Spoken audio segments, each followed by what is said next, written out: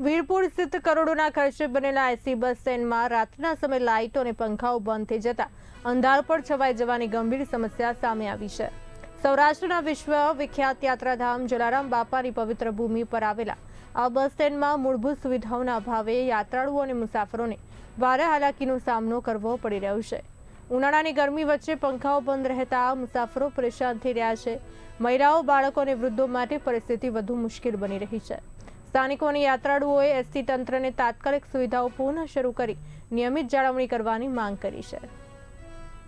બસ સ્ટેન્ડમાં અમે આવ્યા છીએ, અમે જાય છીએ વડોદરા અહીંથી વીરપુરથી, પણ લાઇટ નથી, એટલું બધું અંધારું છે ને કે કઈ બસ આવીને વહી જાય નહીં ખ્યાલ નથી આવતો, અને ગરમી એટલી છે અહીંયા, અને બેસવાનું આમ એમ થાય છે કે બેસીએ એકલા લેડીઝ કે ન બેસીએ, એટલી બધી ગરમી અને અંધારું છે।